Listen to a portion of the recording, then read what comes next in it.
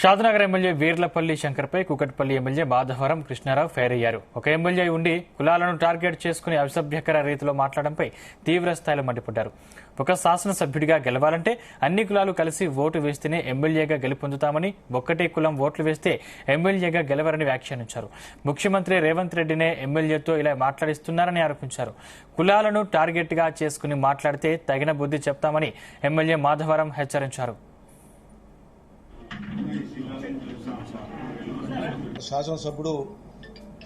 షాద్నగర్ శాసనసభ్యుడు ఒక కులాన్ గురించి మాట్లాడినటువంటి మాట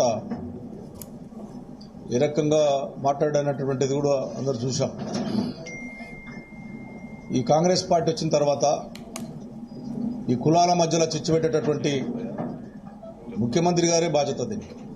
ఎందుకంటే నల్లగొండ జిల్లాలో కాంగ్రెస్ పార్టీకి సంబంధించినటువంటి ఎమ్మెల్సీ గారు ఏదైతే రెడ్డి వర్గానికి సంబంధించినటువంటి రెడ్డిలను ఏ రకంగా ఇబ్బందికరంగా మాట్లాడిందనేటువంటిది కూడా మన కళ్ళారా చూశాం. ఆ రోజు నల్లగొండ జిల్లా భువనగిరిలో మీటింగ్ పెడుతూ రెడ్డి సామాజిక వర్గాన్ని ఎంత భయంకరంగా తిట్టిండు కాంగ్రెస్ పార్టీ ఎమ్మెల్సీ అనేటువంటిది కూడా చూశాం. దాని మీద కూడా ఏ రకంగా కూడా యాక్షన్ తీసుకోలేదు. దాని తర్వాత మందకృష్ణ మాదిగ గారు చాలా పాపం, నాకు తెలిసిన మటుకు నేను చిన్నప్పటి రాజకీయంలో ఉన్నాను.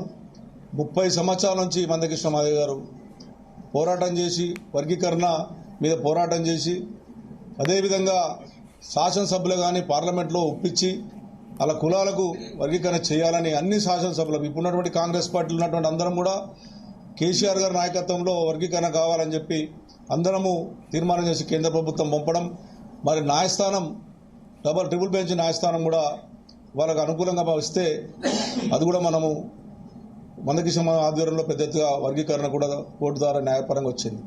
దానిలో కూడా ఏం చేశాడు మన ముఖ్యమంత్రి గారు, మాలా సమాజానికి సంబంధించినటువంటి ఒక ఎమ్మెల్యేను పెట్టించి మన మాదిగా కులస్తులను తిప్పించే ప్రయత్నం చేశాడు. బర్త్డే నాడు ఏదైతే రేవంత్ రెడ్డి బర్త్డే నాడు మేము కూడా విషయం చెప్పాం. మా కొల్లికి కాబట్టి మేము ఎప్పుడు పనిచేశాం కాబట్టి ఒక ముఖ్యమంత్రి అంటే రాష్ట్రానికి తండ్రి లాంటిగా ఉండాలి. ఆయన బర్త్డే నాడు కూడా జాతి మీద బుల్డోజర్ పెట్టి సంపేపిస్తా అని చెప్పి అంత పెద్ద హోదాలుండి మాట్లాడినటువంటి మాటలు చూశాం. మీలాంటి వాళ్ళు ఏ విధంగా పోతే ఏ విధంగా మనం సక్సెస్ అవుతామో దాన్ని ముందుకు తీసుకెళ్లి